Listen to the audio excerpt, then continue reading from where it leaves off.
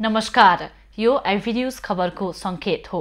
तपाई अहिले एभी न्यूज @2 मा हुनुहुन्छ। म प्रभा थापा। प्रारम्भमा मूल खबर। बारको विरोधका बीच प्रधान न्यायाधीश राणा सर्वोच्च अदालतमा प्रवेशमा रोक लगाउने कानून व्यवसायीको प्रयास असफल।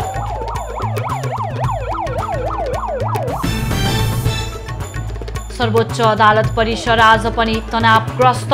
अदालत खुल्नुपर्ने मागसहित प्रदर्शनमा उत्रिएकाहरूलाई प्रहरीद्वारा पक्राउ। पेट्रोलियम पदार्थको मूल्य वृद्धि तत्काल फिर्ता लिन माग गर्दै विद्यार्थीद्वारा आयल निगम घेराउ। भ्रष्ट कर्मचारीलाई बहिष्कार गर्न आह्वान। चन्द माओवादी केन्द्रमै फर्कने अध्यक्ष दाहालको विश्वास। माओवादीबाट टुक्रिएका नेतासँग छलफल भइरहेको जानकारी। र युरोपेली युनियन र बेलारुस बीच विवाद चुलियो। नाकाबन्दी गरे ग्यासको पाइपलाइन काटिदिने राष्ट्रपति लुकासेन्कोको धम्की। अब खबरको सिलसिला प्रारम्भ गरौं। सर्वोच्चमा तनाव सम्बन्धी प्रसंगबाट। कानून व्यवसायीहरूको प्रदर्शनका कारण सर्वोच्च अदालत परिसर आज पनि तनावग्रस्त बन्यो। प्रधान न्यायाधीश चोलेन्द्र शमशेर जबरालाई सर्वोच्च अदालत प्रवेश गर्न नदिने योजनासहित उनीहरूले सर्वोच्च अदालतको मूल ढोकामा प्रदर्शन गरेपछि स्थिति असहज बनेको हो। प्रधान न्यायाधीश चोलेन्द्र शमशेर जबरालाई कार्यालय प्रवेश गर्न नदिने कानून व्यवसायीको योजनालाई असफल बनाउन ठूलो संख्यामा सुरक्षाकर्मी परिचालन गरिएको थियो। सेवाग्राही र अन्य व्यक्ति प्रवेश गर्ने सडकतर्फको गेटमा दंगा नियन्त्रण गर्ने उपकरण सहित सुरक्षाकर्मीहरू परिचालित गरिएको थियो। मूल ढोका प्रयोग नगरी महान्यायाधिवक्ताको कार्यालयतर्फबाट प्रधान न्यायाधीश जबरा अदालत प्रवेश गरेपछि कानून व्यवसायीको प्रवेशमा रोक लगाउने योजना असफल भएको थियो।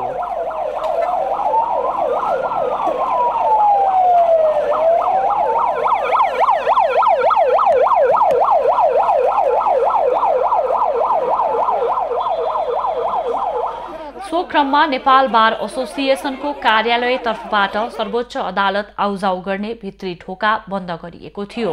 उता प्रधान न्यायाधीश विरुद्ध आन्दोलनरत बार एसोसिएसन विरुद्ध प्रदर्शन गर्ने केही कानून व्यवसायीलाई प्रहरीले नियन्त्रणमा लिएको थियो। सो क्रममा केही बेर सर्वोच्च अदालत परिसर तनावग्रस्त बनेको थियो। सम्भावित झडपलाई मध्यनजर राखेर उनीहरूलाई नियन्त्रणमा लिएको महानगरीय प्रहरी परिसर काठमाडौँले जनाएको छ।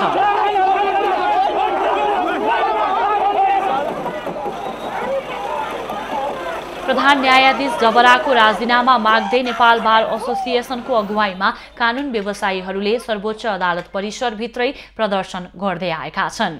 बिहीबारको प्रदर्शनमा प्रहरीले बल प्रयोग गर्दा 6 जना कानून व्यवसायीहरू घाइते भएपछि बारले शुक्रबार प्रधान न्यायाधीशलाई प्रवेशमा रोक लगाउने आन्दोलनको घोषणा गरेको हो। बृहत नागरिक आन्दोलनले विवादित प्रधान न्यायाधीश चोलेन्द्र शमशेर जबराका विषयमा संसदका राजनीतिक दलहरू मौन बसिरहे उनीहरू विरुद्ध पनि आन्दोलन थाल्ने चेतावनी दिएको छ। विज्ञप्ति जारी गर्दै बृहत नागरिक आन्दोलनले न्यायिक नेतृत्व दिन अक्षम प्रधान न्यायाधीश जबरालाई महाअभियोग लगाएर न्याय सेवा चलायमान गराउन सहयोग गर्नुपर्ने राजनीतिक दलहरूले अकर्मण्य मौनता साधेको आरोप लगाएको हो। विज्ञप्तिमा प्रधान न्यायाधीश जबरा आफ्ना सहकर्मी न्यायाधीशहरूको बहिष्कार र अधिवक्ताहरूको आन्दोलनबाट एक्लिए पनि राजनीतिक नेताहरूको अनिर्णयको लाभ पाइरहेको र न्यायपालिका आफै बन्दी हुन पुगेको उल्लेख छ।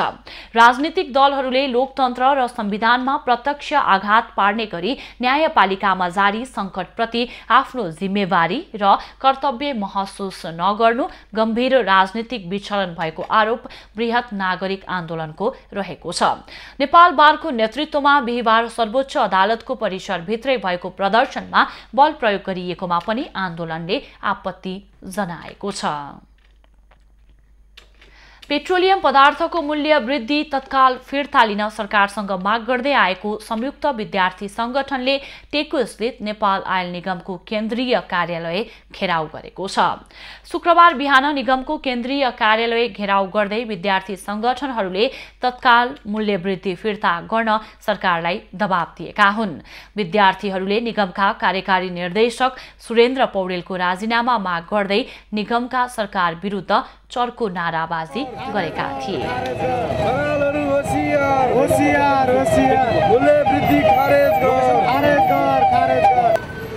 सत्तारूढ नेकपा माओवादी केन्द्रमा आबद्ध विद्यार्थी संगठन अनेरा सोवयु क्रान्तिकारी, नेकपा एकीकृत समाजवादीमा आबद्ध अनेरा सोवयु सहितका विद्यार्थी संगठनका नेताहरूले आयल निगमका भ्रष्ट कर्मचारीहरूलाई सामाजिक रूपमा बहिष्कार गर्न आह्वान समेत गरेका छन्। संयुक्त विद्यार्थी संगठनहरूले जनतालाई आहत हुने गरी बढाइएको मूल्य वृद्धि तत्काल फिर्ता गराउन प्रधानमन्त्री शेरबहादुर देउवा लगायत सत्तारूढ दलका नेताको ध्यानाकर्षण गराएका छन्। पेट्रोलियम पदार्थको पछिल्लो पटक मूल्य वृद्धि गरिएपछि प्रमुख प्रतिपक्ष दल नेकपा एमालेमा आबद्ध विद्यार्थी संगठन अनेरा सोवयुले पनि सरकार विरुद्धको आन्दोलनलाई सर्काएको छ। नेकपा माओवादी केन्द्रका अध्यक्ष पुष्पकमल दाहालले नेत्रविक्रम चन्द समूह माओवादी केन्द्रमा नै फर्कने विश्वास व्यक्त गरेका छन्। शुक्रबार पार्टी कार्यालय पेरिस डाँडामा विभिन्न पार्टीबाट माओवादी केन्द्रमा प्रवेश गरेका नेता तथा कार्यकर्ताहरूलाई सम्बोधन गर्दै अध्यक्ष दाहालले चन्द माओवादी केन्द्रमा नै फर्कने विश्वास व्यक्त गरेका हुन्। उनले माओवादीबाट टुक्रिएर गएका अन्य नेताहरूसँग आफ्नो संवाद भइरहेको बताउँदै सबै माओवादी मिलेर नै मौलिक क्रान्तिकारी धारलाई अघि बढाउन सकिने बताएका छन्। नेपालमा पनि हामीले धेरै ठूलो संघर्षको संश्लेषण गरेर नेपालमा जनक्रान्ति अगाडि बढाउने संकल्प गर्यौं, नेपालको इतिहासको अध्ययन गर्यौं र एउटा संश्लेषण गर्यौं, अन्तर्राष्ट्रिय परिस्थितिको विश्वभरिको कम्युनिस्ट आन्दोलनको पनि अध्ययन गर्यौं, एउटा निष्कर्ष निकाल्यौं। कार्यक्रममा अध्यक्ष दाहालले एउटा समयमा जनता, आन्दोलन, संघर्ष, सही विचार र बलिदानबाट मात्रै प्रचण्ड पैदा हुन सक्ने दावी गरे। अध्यक्ष दाहालले कोही एक व्यक्तिको चाहनामा र लहर चल्दैमा क्रान्ति नहुने भन्दै आफूलाई नेपाली जनताले जन्माएको उल्लेख गरे। प्रचण्ड व्यक्ति नभई सही विचार, बलिदान, संघर्षको प्रतीक भएको दाहालको भनाइ छ। जनताले जन्माएको तपाई हामी सबै लडेर निर्माण गरेको हो नि प्रचण्ड भन्ने व्यक्ति होइन। प्रचण्ड फेरि एउटै युगमा एउटै कालखण्डमा थुप्रै प्रचण्ड हुनै सक्दैन, थुप्रै मार्क्स हुने, थुप्रै लेनिन हुने, थुप्रै माओ हुने हुँदैन। एउटा समय र एउटा कालमा जनताले पैदा गर्ने हो, आन्दोलनले, संघर्षले, बलिदानले पैदा गर्ने हो, सही विचारले पैदा गर्ने हो, सही निर्णयहरूले पैदा गर्ने हो। त्यो पैदा गरेको कुरालाई वर्ग संघर्षको रूपमा प्रतिक्रियावादीले त्यसलाई सिद्ध्याउन खोज्छन्, जनताले त्यसलाई बचाउन खोज्छन्। अध्यक्ष दाहालले प्रतिक्रियावादीहरू माओवादी क्रान्तिको उपलब्धि उल्ट्याउने षड्यन्त्रमा लागि परेको आरोप समेत लगाएका छन्। नेकपा एकीकृत समाजवादीको स्थायी कमिटी बैठक आज बस्दैछ। दिउँसो बस्ने बैठकले शनिबार र आइतबारका लागि तय भएको केन्द्रीय कमिटी बैठकको एजेन्डा तय गर्नेछ। बैठकले विभिन्न पार्टी परित्याग गरी एकीकृत समाजवादीमा प्रवेश गरेका तथा प्रवेश गर्ने तयारीमा रहेका नेता कार्यकर्ताहरूको जिम्मेवारी र भूमिकाबारे मापदण्ड पनि तय गर्ने बताइएको छ। शनिबारबाट सुरु हुने पार्टीको केन्द्रीय कमिटी बैठकमा देशैभर संगठन विस्तारमा भइरहेको अवस्थाबारे समीक्षा हुने नेताहरूले बताएका छन्। बैठकमा केन्द्रीय नेताको जिम्मेवारी अनुसार कार्य प्रगति, आगामी दिनमा पार्टीले सञ्चालन गर्ने राजनीतिक गतिविधि तथा अभियान, मुलुकको समसामयिक राजनीतिक अवस्थाका बारेमा छलफल हुनेछ। 14औं महाधिवेशन तयारी र केन्द्रीय समिति बैठकमा एजेन्डाका विषयमा छलफल गर्न नेपाली कांग्रेसका वरिष्ठ नेता रामचन्द्र पौडेल समूहको बैठक आज दिउँसो बस्दैछ। 3 महिनापछि बस्न लागेको कांग्रेस समिति बैठकको रणनीति तय गर्न पौडेलले बैठक बोलाएका हुन्। 3 महिनापछि नेपाली कांग्रेसको केन्द्रीय समिति बैठक सोमबार बस्दैछ। पौडेल समूहले आसन्न महाधिवेशनमा एकल उम्मेदवारीका विषयमा पछि बैठकमा छलफल गर्ने तयारी गरेको छ। बैठकमा भोलिबाट हुने 14औं महाधिवेशन अन्तर्गत बाँकी रहेका जिल्लाहरूको वडा अधिवेशनको विषयमा रणनीतिक छलफल गर्ने समूहको योजना छ। यस्तै अन्य तहहरूको अधिवेशनको विषयमा समीक्षा र भावी कार्ययोजनाको विषयमा पनि छलफल हुने बताइएको छ। बिहीबार सभापति देउवा निकट नेताहरूको बैठक बालुवाटारमा बसेको थियो। कांग्रेसको 14औं महाधिवेशन मङ्सिर 24 गतेदेखि 27 सम्म काठमाडौँमा हुँदैछ। खबरको सिलसिला अझै जारी छ, हामी सँगै रहनुहोला। अब बाँकी खबर। नेपाल वायु सेवा निगमको सीधा उडान नहुने गन्तव्यसम्म पनि अब निगमकै टिकटबाट यात्रुले उडान गर्न पाउने भएका छन्। यसका लागि निगम र विभिन्न वायु सेवा कम्पनी बीच द्विपक्षीय सम्झौता भएको छ। पर्यटन तथा नागरिक उड्डयन मन्त्री प्रेम आलेको पहलमा सम्झौता भएको हो। अब युरोपका विभिन्न शहर, अस्ट्रेलियाको सिडनीदेखि दक्षिण कोरियाको सियोलसम्म यात्रा गर्न सकिने निगमले जनाएको छ। सम्झौतासँगै एक अर्का वायु सेवाका उडान क्षेत्रमा यात्रुले सहजै सेवा लिन सक्नेछन्। युरोप, अस्ट्रेलियाको सिडनी, दक्षिण कोरियाको सियोल, कुवैत र बहराइनमा काठमाडौँबाट उडानको टिकट लिन सकिने भएको छ। सकेसम्म कम ट्रान्जिट समय राखेर यस्तो सम्झौता गरिएको निगमले जनाएको छ।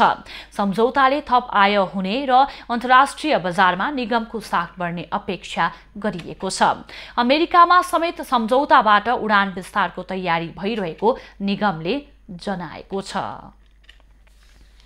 वर्षातको समयमा हिलाम्मे र हिउँदमा धुलाम्मे काठमाडौँको सडकको नियति जस्तै बनेको छ। धुलोको मात्रा अत्यधिक हुँदा काठमाडौँका शहरमा प्रदूषणको दर बढेको छ, जसले गर्दा वातावरणमा मात्रै नभएर जनस्वास्थ्यमा समेत असर गर्ने चिकित्सक बताउँछन्। सडक निर्माणको क्रममा धुलोको मात्रा अत्याधिक हुँदा काठमाडौँका शहरमा प्रदूषणको दर बढेको छ। धुलो व्यवस्थापनको लागि चासो नदिँदा काठमाडौँवासीको स्वास्थ्यमा नकारात्मक असर परिरहेको छ। सडक जीर्ण भएकाले धुलो उड्नु सामान्य जस्तै भएको छ। त्यसमाथि बिजुलीका तार भूमिगत गर्ने क्रममा उत्खनन गरिएका सडकले पनि प्रदूषणलाई थप गरेको छ। सडकको धुलोले जनजीवनमा नकारात्मक असर मात्रै पारेको छैन, दीर्घ रोगको शिकार समेत बनाइरहेको छ। श्वास प्रश्वास नलीमा असर गर्छ नै, फोक्सोसँग सम्बन्धित, मुटुसँग सम्बन्धित, पेटसँग सम्बन्धित अथवा हाम्रो अङ्गका अरू अङ्गहरू सबैमा असर गर्छन्। मुटु रोगबाट हुने मृत्यु मध्ये 20% भन्दा धेरैको वायु प्रदूषणका कारण मृत्यु हुने गर्दछ। त्यस्तै फोक्सो सम्बन्धी समस्याबाट मृत्यु हुने मध्ये 66% को प्रदूषणकै कारण ज्यान जाने समेत अध्ययनले देखाउँछ। विभिन्न अध्ययनले देखाए अनुसार प्रदूषणको असरलाई हेर्ने हो भने अझै भयावह अवस्था देखिन्छ। प्रत्येक वर्ष नेपालमा 42,100 जनाको मृत्युमा प्रदूषण कारण हुने गरेको स्टेट अफ ग्लोबल एयर रिपोर्टको अध्ययनले देखाएको छ। धुलाका मसिना कण हावासँगै फैलिएर फोक्सोसम्म सजिलै पुग्ने स्वास्थ्यकर्मी बताउँछन्। यसका परिणामहरू अल्पकालीन पनि छन्, दीर्घकालीन रोग पनि उत्पन्न गर्न सक्छ, जो कि राष्ट्रको सम्पत्तिले अथवा लगानीले त्यो रोगबाट छुटकारा पाउन व्यक्ति विशेषलाई पनि गाह्रो हुन्छ, संस्थागत रूपमा सरकारलाई पनि गाह्रो पर्छ। हावामा सवारी साधनले फ्याँकेको धुवामा प्रदूषण दर 38% हुने गर्दछ। यस्ता कण स्वास्थ्यका लागि निकै खराब मानिन्छन्। यसबाहेक प्रदूषित हावामा nicotine, cadmium, nitrogen dioxide, ozone, sulphur dioxide जस्ता क्यान्सरजन्य पदार्थहरू समेत हुने गर्दछन्। तर मानव स्वास्थ्यका दृष्टिले निकै हानिकारक प्रदूषण नियन्त्रण गर्नतर्फ सरकारवाला निकायले खासै चासो दिएको देखिँदैन। क्यामेरामा विनय तामाङको साथमा समीक्षा पोखरेल, काठमाडौँ। डोटीको बगलेगमा स्वास्थ्य चौकी निर्माणमा खटिएका मजदुरले 1 वर्षसम्म ज्याला पाउन सकेका छैनन्। ठेकेदार कम्पनीले भवन निर्माण पूरा भएको लामो समयसम्म ज्याला नदिएर श्रम शोषण गरेको हो। पीएस कन्स्ट्रक्सन मार्फत पेटी ठेक्का लिएको बाराही निर्माण सेवाले मजदुरको ज्याला नदिएको मजदुरको गुनासो छ। भोगा छाडीबाट गोठडा गोरु भोगाई एक तर सबैतिर बरबट्टै छाडीबाट लागि हुन त मुलगी अब 1 रुपैयाँ पनि पाएको छैन त गाजी। एक तर नान गाएको स्कुल खाँचो हद्दो गोरु हेर भनिबाट अब एकजना यही हाम्रो पीडित छन् हैन, उनी लडागडा गर्नु अब उनको श्रीमानी बितेर अब माइतीमै बस्छन् हैन। माइतीमै अब खासै उनलाई आफ्नो बालबच्चालाई नि कसरी पाल्ने के गर्ने भन्ने उनलाई लास्टै कष्ट छ हैन। उनले पनि यही काम गरेर उनले पनि खै कति धेरै अब त्यो काम यो स्टार्ट हुँदैकै लास्टसम्म उनले काम गर्यो, तर उनले पनि आजसम्मको ज्याला पाएन भन्ने गुनासो छ हैन। तर यो महिना सर त तर गरेको हो, अझ पछि उहाँ किर्ने आएर अझ उहाँ अब किर्ने आएर अझ दोस्रिया उसी जति फसफस जाने उस आगे अझ तसी उहाँले कमाने लागे हो, पाइने हो, खाइने उनीहरू। काम सुरु गर्ने समयमा दैनिक 400 ज्याला दिने भनेपछि काम सकेपछि ठेकेदार सम्पर्कविहीन भएका छन्। बगलेग स्वास्थ्य चौकी भवन 1 करोड 70 लाखमा निर्माण भएको हो। पूर्व युवरागी हिमानी शाहले बिहिबार वीरगञ्जको माई स्थान मन्दिरमा पूजा अर्चना गरेकी छन्। छठ पर्वको अवसर पारेर पूर्व युवरागी हिमानी शाहले माई स्थान मन्दिरमा पूजा अर्चना गरेकी हुन्। पूर्व युवरागी हिमानी शाहलाई मन्दिर परिसरमा सयौं समर्थकहरूले स्वागत गरेका थिए। सो क्रममा समर्थकहरूले पूर्व राजाको समर्थनमा नाराहरू समेत लगाएका थिए। छठ पूजामा सहभागी हुन पूर्व युवरागी हिमानी बुधबार साँझ वीरगञ्ज पुगेकी थिइन्। पूर्व युवरागी हिमानी बिहिबार नै काठमाडौँ फर्किएकी छन्। कोरोनाका कारण लामो समय थलिएका पार्टी प्यालेसहरू अहिले भने चलायमान हुन थालेका छन्। विवाह व्रतबन्धको समय सुरु भएसँगै पार्टी प्यालेसका व्यवसायीहरूले अब भने व्यापार हुने आशा गरेका छन्। चाडबाड र विवाह व्रतबन्धको समयसँगै काठमाडौँका पार्टी प्यालेसहरूमा चहल पहल सुरु भएको छ। लामो बन्दाबन्दीले धुलो मैलो भएका पार्टी प्यालेस अहिले भने सिजनको सुरुवातसँगै बेहुली जस्तै गरी सिंगारिएका छन्। पुरानै लयमा व्यवसाय नफर्किए पनि केही चलायमान भने भएको पार्टी प्यालेस सञ्चालकहरू बताउँछन्। बुकिङ सुरु भएकाले माघदेखि व्यवसाय राम्रो हुने व्यवसायीहरूको भनाइ छ। आशा छ यो जस्तो भनौँ न मङ्सिर पछि पुष माघसम्म पुग्दाखेरि चाहिँ राम्रै व्यवसायले चाहिँ पुरानै स्थितिमा पुग्छ भन्ने हामीले आशा गरेका छौँ। करोडौंको घाटा सहनु परेका व्यवसायीहरूलाई केही राहतको कार्यक्रम ल्याइदिए तापनि कार्यान्वयन फितलो भएका कारण सुविधा पाउनबाट वञ्चित भएको उनीहरूको गुनासो छ। गभर्नमेन्टको पोलिसी राम्रो छ तर कार्यान्वयनमा चाहिँ त्यति प्रभावकारी देखिएको छैन। ब्याङ्कहरूबाट यो चाहिँ वित्तीय संस्था ब्याङ्कहरूबाट कारोबार गर्नेहरूलाई केही राहत चाहिँ अवश्य मिलेको छ। ब्याङ्क बाहेक अन्य वित्तीय संस्थाहरूबाट काम गर्नेहरूलाई त्यति राहत चाहिँ छैन। कोरोना संक्रमण खड्दै गए तापनि सुरक्षा सावधानी अपनाएर अहिले पार्टी प्यालेसहरू सञ्चालन भइरहेका छन्। राज्यले लिने कर तथा विभिन्न सेवा शुल्क छुट गरिनुपर्ने व्यवसायीको माग छ।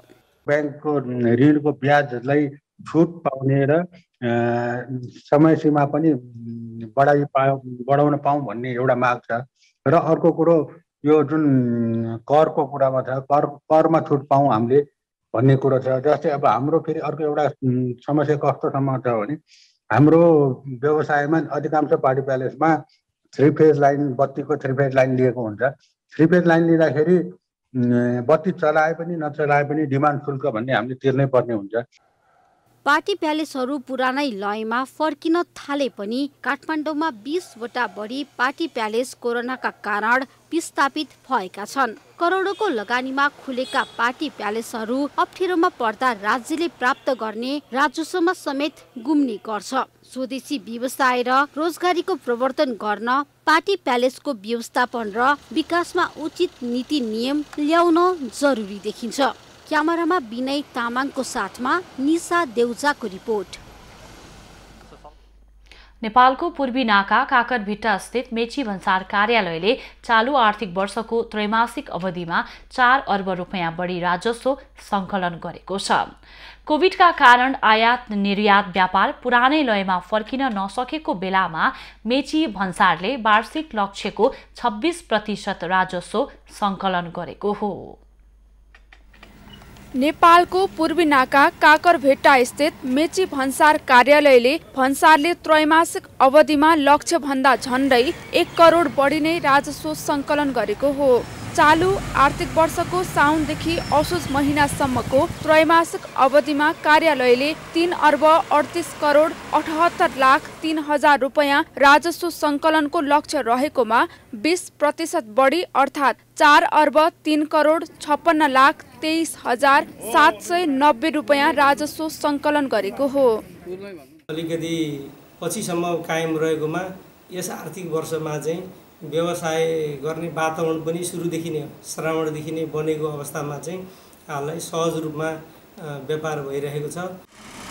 असोज महिनामा चाडपर्व लक्षित सामग्रीको बढी आयात भएपछि त्रैमासिक राजस्व असुली लक्ष्य भेट्टाउन भन्सारलाई सहज भएको हो। मेची भन्सारलाई भन्सार विभागले चालु आर्थिक वर्षमा 15 अर्ब 45 करोड 47 लाख 87 हजार वार्षिक लक्ष्य दिएको छ। आर्थिक वर्षको 3 महिनामा राजस्व सङ्कलनको अवस्था 2 अर्ब 43 करोड जति रहेकोमा यस आर्थिक वर्षको असोज मसान्तसम्म 4 अर्ब 3 करोड जतिको राजस्व सङ्कलन भएको छ र हाम्रो वार्षिक लक्ष्य चाहिँ 15 अर्ब 45 करोड रहेकोमा हालसम्म असोज मसान्तसम्म करिब 26%ले राजस्व सङ्कलन भएको अवस्था छ। मेची भन्सार नाका हुँदै मुख्य गरी पेट्रोलियम पदार्थ, सिमेन्ट, क्लिमर, कोइला, तरकारी, लत्ता कपडा लगायत वस्तु आयात हुन्छन् भने अलैँची, चिया, अम्लिसो, अदुवा लगायतका कृषिजन्य वस्तु निर्यात हुने गर्दछ। कोभिड महामारीसँगै विश्वव्यापी रूपमै कतिपय वस्तुको उत्पादन र माग समेत घटेकाले त्यसको असर भन्सारमा देखिँदै आएको छ। सन्तोष नेउपाने, झापा। कञ्चनपुरको भीमदत्त नगरपालिका 12 स्थित ओदालीमा निर्माणाधीन 4 लेन पक्की पुलको स्वरूप परिवर्तन हुने भएको छ। पुल निर्माण प्रक्रियामै रहेका बेला गत महिना परेको अविरल वर्षाका कारण पहुँच मार्ग भत्काएपछि पुलको केही भागको स्वरूप परिवर्तन गर्न लागि हो। पुरानो स्वरूपमा पुलको नदी किनाराको भेगदेखि पुल किनारा भेगसम्म ढुङ्गाको बाँध बनाउने भनिए पनि स्थानीयले ढुङ्गा व्यवस्थापनमा विरोध गरेका कारण ढुङ्गाको सट्टा आरसीसीको प्रयोग गरी स्वरूप परिवर्तन गर्न लागि महाकाली पुल आयोजना कञ्चनपुरले जनाएको छ। हामीलाई चाहिएको ढुङ्गा जुन 1,81,000 घनमिटर जुन चाहिँ हामीले 257 किलोको जुन ढुङ्गाहरू हामीलाई चाहिएको थियो त्यो ढुङ्गाको अभावले गर्दा चाहिँ हाम्रो चाहिँ यो महाकाली पुल आयोजनाको जुन गाइड बन्छ त्यो चाहिँ रिडिजाइन प्रोसेसमा गएको छ। अनि त्यसपछि यो डिजाइन आएपछि मात्रै अब यो हाम्रो चाहिँ महाकाली पुल आयोजनाको चाहिँ अब हाम्रो काम चाहिँ गाइड बोर्डको काम र अरू थप काम चाहिँ अगाडि बढ्छ। निर्माणको जिम्मा पाएको कुमार सीएफसी जेपीले भने ढुङ्गा अभावका कारण बाढीले कम्पनीलाई धेरै क्षति भएको जनाएको छ। कम्पनीले भनेको समयमा ढुङ्गा व्यवस्थापन नभएको र बाँध निर्माण गरिसक्नुपर्ने क्षेत्रमा बाँध बाँध्न ढुङ्गा नभएका कारण बाढीले समग्र आयोजनालाई पछि धकेलेको जानकारी दिएको छ। यो पानीले गर्दा चाहिँ हाम्रो अस्पताल प्लान्ट पुनः डुबाएको अवस्था रहेछ। त्यसले गर्दा चाहिँ हाम्रो काम निश्चित नै 5-7 महिना चाहिँ ढिलो हुने अवस्था देखिन्छ। त्यसमाथि पनि जुन चाहिँ ढुङ्गाको कुराहरू छ त्यो ढुङ्गाको चाहिँ रिडिजाइन गर्नको लागि हामीले जुन बारम्बार भनिरहेका छौँ त्यो भएन भने त्योभन्दा बढी पनि लम्बिन सक्ने चान्सहरू चाहिँ धेरै छ। आयोजनाका अनुसार निर्माण स्थलदेखि 25 किलोमिटर क्षेत्रभित्रमा ढुङ्गा सङ्कलन गर्ने भनिए पनि स्थानीयको विरोधका कारण ढुङ्गा व्यवस्थापन गर्न नसकिएको हो। बाढीले आयोजनाको 6,34,73,250 रुपैयाँको निर्माणाधीन संरचनामा क्षति गरेको छ। 2074 सालमा 3 अर्ब 27 करोडमा पुल निर्माण ठेक्का सम्झौता भएको थियो। खबरको सिलसिला अझै जारी छ, हामी सँगै रहनुहोला। दर्शकवृन्द, सर्वोच्च अदालत परिसर आज पनि तनावग्रस्त रह्यो र केही पक्षले अदालत खुल्नुपर्ने मागसहित प्रदर्शन गरिरहेका छन् र नेपाल बार एसोसिएसनले प्रधान न्यायाधीश चोलेन्द्र शमशेर जबराको राजीनामा माग गर्दै विरोध जनाइराखेको छ र यही विषयमा केन्द्रित रहेर जानकारी दिन हाम्रा संवाददाता अजय खत्री माइतीघरबाट प्रत्यक्ष सम्पर्कमा जोडिनु भएको छ।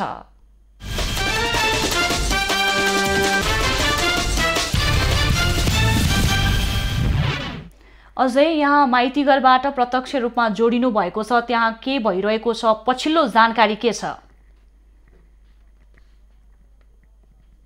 प्रभा, यति बेला स्वतन्त्र राष्ट्रिय अभियान नामक अभियन्ताहरूले अघि हामीले नयाँ बानेश्वरबाट पनि प्रत्यक्ष रूपमा जोडिएर देखाएका थियौँ। उहाँहरूले अहिलेको यो पछिल्लो अवस्था, न्यायालयमा भइरहेको पछिल्लो यो अवस्था, जुन न्यायालयमा अधिवक्ताहरू जसरी दुई भागमा बाँडिनु भएको छ, एक पक्ष चोलेन्द्र शमशेर जबराले राजीनामा दिनु हुँदैन भन्ने पक्षमा हुनुहुन्छ भने अर्का पक्षहरू चाहिँ चोलेन्द्र शमशेर जबराले, प्रधान न्यायाधीश चोलेन्द्र शमशेर जबराले राजीनामा दिनुपर्छ भन्ने पक्षमा उभिनु भएको छ र हामीले सर्वोच्चबाट पनि तपाईहरुलाई प्रत्यक्ष रूपमा देखाएका थियौँ। केही बेर अगाडि त्यहाँ झडपको स्थिति भएको थियो र केही अभियन्ताहरू पक्राउ समेत परेका थिए।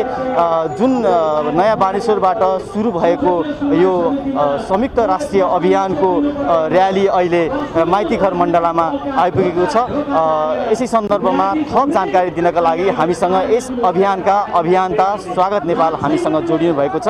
उहाँबाट हामी यस अभियानको थप जानकारी लिन गइरहेका छौँ। स्वागत छ। नमस्कार। नमस्कार। जस्तै यो सर्वोच्चमा पछिल्लो समय विवाद चर्किँदै गर्दा त्यो सुरुवाती चरणदेखि नै तपाईहरू यो विषयमा बोल्दै आउनु भएको छ। अहिले जुन हामीले अवस्था देख्यौँ, प्रधान न्यायाधीश चोलेन्द्र शमशेर जबरा सर्वोच्चको मेन गेटबाट प्रवेश गर्न नपाइकन दोस्रो गेटबाट प्रवेश गर्नुपर्ने स्थितिसम्म पुगेको छ।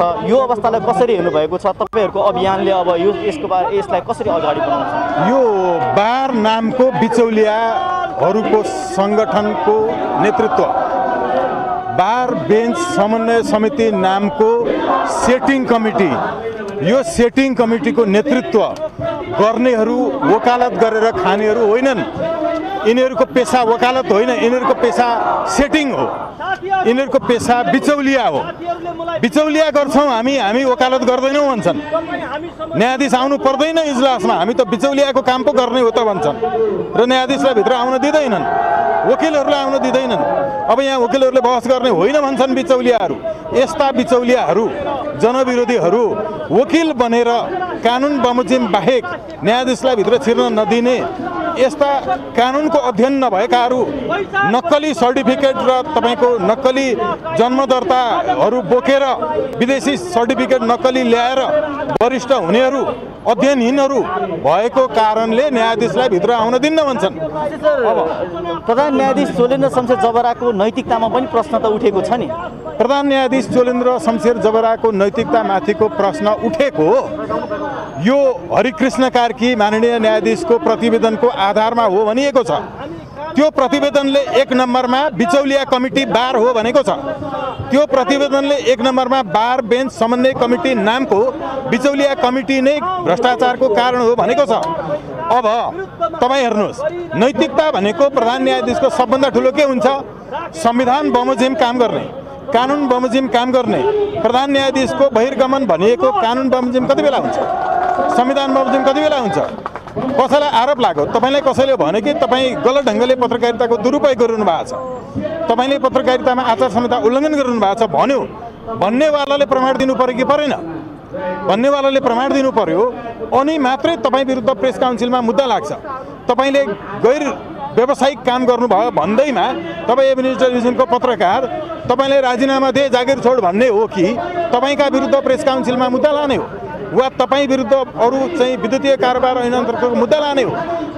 त्यो गलत काम तपाईँले गर्दा चाहिँ मुद्दा लाग्ने, राजीनामा नमाग्ने, न्यायाधीशले गलत काम गर्यो भने राजीनामा माग्ने कि कारबाही गर्ने निकाय छैन। जसरी अहिले न्यायालय दुई भागमा विभाजित भएको छ, तपाईँहरूको जस्तो यो अभियानले त प्रधान न्यायाधीश चोलेन्द्र शमशेर जबरालाई त झन् बल पुग्ने भयो नि, यो त निकासको गतिमा नजाने भयो नि त। अब यसो छ, निकासको गतिमा किन जाँदैन? अहिले न्याय परिषद ऐन अन्तर्गत उहाँलाई सोझै सजाय गर्नका लागि दर्ज गर्न सकिन्छ, बहुमतबाट पनि निर्णय हुन सक्छ, संसदले महाभियोग लगाउन सक्छ, होइन र?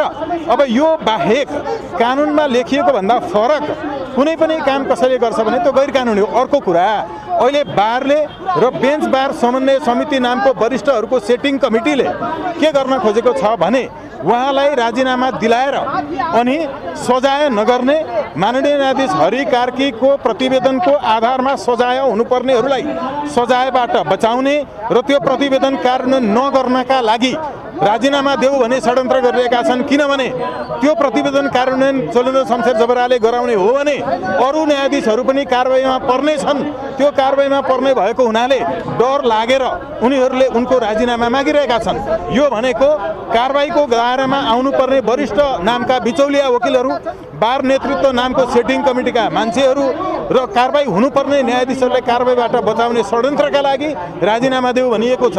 राजीनामा होइन, कारबाही हुनुपर्छ। कारबाही भएको इतिहास सुरु हुनुपर्छ।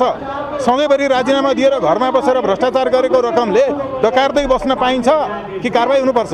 यो कारबाही हुनुपर्छ भन्ने यो कोणबाट अहिले सञ्चार माध्यमको तर्फबाट स्वतन्त्र रूपमा रिपोर्टिङ गरिरहेकाहरू पनि जो कमिसनखोरहरू हुन्, जो तस्करहरू हुन्, जो बिचौलियाहरू हुन्, जो न्यायालयलाई भ्रष्ट बनाउनेहरू हुन्, तिनीहरू नै महाधिवक्ता बनिसकेको, बारको नेतृत्व बनिसकेको, वरिष्ठ अधिवक्ता भइसकेकोहरूले अहिले सञ्चार माध्यमहरूलाई गाली गर्न थालेका छन्। किनकि यिनीहरूको बिचौलियापन तपाईँहरूले सार्वजनिक गर्नुभएको छ, तपाईँहरूले यिनीहरूको भ्रष्टतालाई उद्घाटन गरिदिनु भएको छ। यसकारण यी वरिष्ठ नामका भ्रष्टहरूले अहिले सञ्चार माध्यमलाई गाली गर्न थालेका छन्। हिजो हामी एक्लै बोल्ने थियौँ, बालुवाटारको जमिन व्यक्तिको नाममा ल्याउने मान्छेलाई न्यायाधीश बनाएर लिएर आइएको विरोधमा हामी थियौँ। बार बोलेका छ, वरिष्ठहरू बोलेका छन्। यिनीहरू यस्तै भ्रष्टहरूलाई जोगाउन, त्यो प्रतिवेदन कार्यान्वयन नगर्न यो काम गरिरहेछ। जसरी तपाईँहरूले अहिले यो अभियान चलाइरहनु भएको छ नि, यो अभियान पनि कसैबाट फन्डिङको मार्फत चाहिँ चलेको छ भन्ने तपाईँहरूलाई एउटा आरोप लाग्न थालेको छ नि अहिले। के भन्नु? हामी वकालत गरेर खाने मान्छेहरू, हामी आफ्नो वकालतबाट बाँच्छौँ भनिरहेछौँ, तर कार्की समितिको प्रतिवेदनले हामीलाई त्यो आरोप लगाउनेहरू नै बिचौलिया हुन् भनेर प्रमाणित गरेको छ। उनीहरूको पेसा वकालत होइन, उनीहरूको पेसा बिचौलियाको काम गर्ने हो। किनकि उनीहरू त्यसैले गर्दा इजलास बस्नु हुँदैन। हामी त बिचौलियापनको पो पेसा गर्ने मान्छेहरू हौँ भन्छन्। उनीहरू इजलास बस्नु हुँदैन, बहस गर्नु हुँदैन, मुद्दा हेर्नु हुँदैन न्यायाधीशले, यो त सेटिङ गरेर खानुपर्छ भन्छन्। उनीहरूको पेसा नै सेटिङ हो। हामी हौँ पेसा गर्ने, व्यवसाय गर्ने, वकालत गर्ने, जनताको पक्षमा मुद्दा हेर्ने मात्रै होइन। यो देशलाई थाहा छ, कम्तीमा एक युग 12 वर्षमा एक युग हुन्छ भन्छन्। झन्डै 1.5 युगदेखि यो देशभरिका बलात्कृत चेलीहरूको निःशुल्क मुद्दा लड्ने हाम्रो स्वतन्त्र राष्ट्रिय कानुन व्यवसायको अभियान हो। देशभरि आफ्नै गाडीमा तेल हालेर तिनको जस्तो सेटिङ गरेर हामीले गाडी चढेको होइन नि, तिनको जस्तो सेटिङ गरेर हामीले घर बनाएको होइन नि, तिनको जस्तो सेटिङमा बालबच्चा स्कलरसिपमा पढाएको होइन नि। यिनले सेटिङ गरेर काम गरे। हामी त्यो सबै गाडी चढिसकेर, घर बनाइसकेर, उच्च शिक्षा पढेर, तिनको जस्तो BL मात्रै पढेको पनि होइन, एउटा विषय मात्रै पढेको पनि होइन, 1980मा पास गरेर पुरानो शिक्षा घोकेर आएर अनि सेटिङमा चाहिँ भर परेर व्यवसाय चलाएको पनि होइन। यसैले अन्त्यमा हामीलाई कसैको पनि 1 रुपैयाँ पनि यी कङ्गालहरूलाई जस्तो जरुरी पर्दैन। जस्तै अन्त्यमा तपाईँ यो विषयमा लामो समयदेखि बोल्दै आउनुभएको छ, अभियान चलाउँदै आउनुभएको छ। अब यो विषयलाई यसरी तन्काइरहने कि एउटा निकासको बाटोमा लाने, त्यो निकासको बाटो के हुनसक्छ? अब यी यस्ता बेवकुफहरू, यस्ता तपाईँको चाहिँ अभद्र काम गर्नेहरू, भद्र अवज्ञाको नाममा अभद्र अपराध गर्नेहरू, न्यायाधीशहरू र एउटा वकिलले न्यायाधीशलाई बाटोमा, न्यायाधीशलाई अदालतमा छिर्न आउने बेलामा रोक्ने, यस्तो अबौद्धिक काम गर्ने, मूर्खतापूर्ण काम गर्ने, अपठितहरूले गर्ने काम गर्ने, बरु पठितहरूको एक खालको चाहिँ कमन सेन्स हुन्छ। Common sense without education is better than education without common sense भन्छ। कमन सेन्स नभएका, रटन्ते विद्यापा, यो ढङ्गको आन्दोलनको नाममा भएको षड्यन्त्र कार्की प्रतिवेदनलाई कार्यान्वयन नगर्ने षड्यन्त्र, राजीनामा गराएर बिदा दिने षड्यन्त्र र कारबाही नगर्ने षड्यन्त्र, यसको विरुद्धमा हामी छौँ। त्यो भएको हुनाले यसलाई धेरै नतन्काउने, सोझो फुलकोटको बैठक बस्ने, फुलकोटबाट निर्णय गर्ने परम्परा छ। त्यो बिर्स्यौ तिमीहरूले। तिम्रा पार्टीका मान्छेलाई न्यायाधीश बनाउनका लागि बिर्सिने परम्परा, फुलकोट बस। त्यसपछि न्याय परिषद छ, न्याय परिषद ऐन हेर। त्यसपछि तपाईँको संसदीय परम्परा अनुसारको महाभियोगमा जाऊ। यी परम्परा बिर्सियौ। मैले तिमीलाई भनिरहेको छु, यी जनतालाई मूर्ख बनाउनेहरू अब सफल हुँदैनन्। यिनको प्रणाली हो यो। हामी आएका छैनौँ नयाँ पुस्ताका, यिनका भन्दा धेरै पढेका, यिनको भन्दा देश विदेशको बारेमा बढी जानकारी भएका, विश्वका अरू देशका विश्वविद्यालयमा पढाउने नयाँ पुस्ता आएको छैन। अब यस्तो तपाईँको कमिसन खोर गर्ने र सेटिङगिरी गर्ने, वकिलको नाममा जनताको विरोधमा काम गर्ने, जनताको मुद्दा हेर्न नदिने यस्ता जनविरोधीहरू पहिले देखिएन होइन? पहिलाको चुनावमा हारेको जनताले नपत्याएको, अनि यस्ता कमिसन खोरहरू, यस्ता भ्रष्टहरू, यस्ता सेटिङवालाहरू, यिनले पो पैसा लिएका छन् त अरूबाट, यिनले पो पार्टीबाट लिएका छन् त, एमसिसीको पैसा त यिनीहरूले पो लिएका छन् त। सबै देशभरिका तस्करहरूका वकिलहरू त हामीलाई भनिदिनुहोस् न त, यो तपाईँहरूको आन्दोलन, यो अभियान विशुद्ध चोलेन्द्र शमशेर जबरालाई जोगाउनुपर्छ भन्ने मात्रै हो या अन्य विषयमा पनि केन्द्रित छ? चोलेन्द्र शमशेर जबराको विरुद्धमा सबभन्दा पहिला 2077 साउन 12 गते संसदीय दलको कार्यालय सबै पार्टीहरूको संसद सचिवालयमा र सभामुखको कार्यालयमा 1 नम्बर दर्ता नम्बर रहेको 77 सालमै दर्ता गराउने हामी हो। यिनीहरू सेटिङ गर्न खोज्दै थिए, सेटिङ नमिलेपछि बाहिर आयो। हेर्नुहोस्, हामीले त्यो सार्वजनिक जमिन व्यक्तिको नाममा ल्याउनेलाई न्यायाधीश बनाउन थाल्दाखेरि त्यति बेलै विरोध गर्दा यिनीहरू सेटिङ गर्दै थिए। उहाँले जग्गा फिर्ता गर्नुभयो, अब न्यायाधीश प्राप्त भयो। चोरले चोरी गरेको सामान प्राप्त गर्यो भने फिर्ता गरेर मुक्ति पाउँछ कि सजाय हुन्छ? यिनीहरूको सेटिङ नमिलेपछि गरेका हुन्। त्यसो भएकोले हामीले अहिले गरिरहेको विधिको पक्षमा, संविधानको पक्षमा, अहिले जो मान्छेहरू, जो न्यायाधीशहरू यहाँ अभद्र अन्याय गरिरहेका छन् जनताका विरुद्धमा, उनीहरू भोलि प्रधान न्यायाधीश भयो भने पनि र उनीहरूलाई कुनै पनि आरोपमा राजीनामा गर भनियो भने त्यति बेला हामी त्यो बेलामा पनि राजीनामाको विरुद्ध उभिनेछौँ। कारबाही हुनुपर्छ भन्ने पक्षमा हुन्छौँ। राजीनामा दिएर मुक्ति दिन पाइँदैन। राजीनामा भयो भने जहिले पनि पेन्सन प्राप्त हुन्छ, सुरक्षा प्राप्त हुन्छ, सवारी प्राप्त हुन्छ, पूर्व पदका आधारमा प्राप्त हुने सेवा सुविधाहरू प्राप्त नहुने गरिकन सजाय हुनुपर्छ। यिनको स्रोत नखुलेको सम्पत्ति राष्ट्रियकरण हुनुपर्छ र त्यो सार्वजनिक हुनुपर्छ। अब अर्को कुरा, न्यायाधीशहरूले जो अवज्ञा भनिरहेका छन्, यिनीहरूले कहिले चाहिँ हामीले यो कुरा भनेका हौँ र हामी यो कुरा चाहन्छौँ, हाम्रो यहाँ विरोध छ, हामी यसकारण अवज्ञा गर्छौँ भनेर यिनले विज्ञप्ति निकाले, यिनले सार्वजनिक वक्तव्य दिए, यिनले कुनै विज्ञप्तिहरू सार्वजनिक गरेनन्।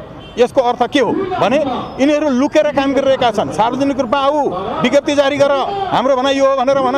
केही नभनी चुपचाप यहाँ आएर ढाड सकाएर बसेर जनताको राजकोषबाट उठेको रकमबाट डकार्दै फर्किने, मुद्दा हेर्न भ्याइएन भनेर यस्तो वैश्विक अपराध गर्न मिल्छ? धन्यवाद।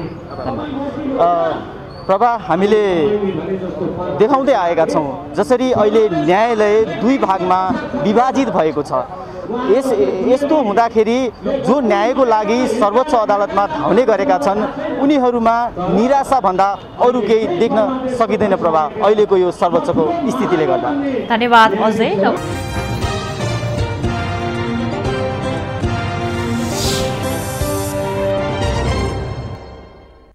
हाल देशका पहाडी भूभागहरूमा आंशिक बदली रही बाँकी भूभागको मौसम सामान्यतया सफा रहेको छ।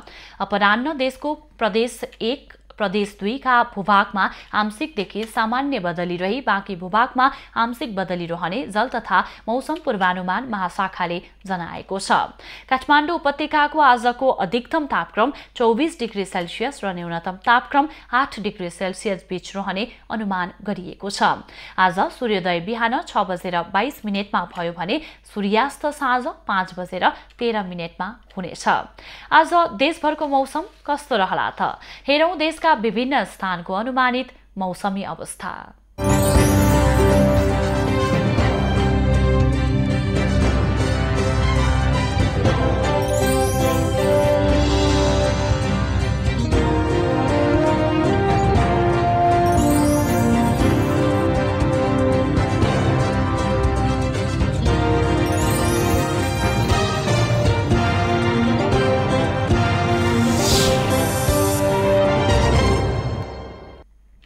अहिलेलाई खबरको क्रम यति नै। आइबी न्यूज खबरका यी सहित अन्य विस्तृत खबरका लागि www.ibnews.tv लगअन गर्न सक्नुहुनेछ। युट्युब, फेसबुक र ट्विटरमा पनि हामीलाई फलो गर्न सकिनेछ। खबरभित्रको खबरका लागि हेर्दै रहनुहोला आइबी न्यूज खबर। नमस्कार।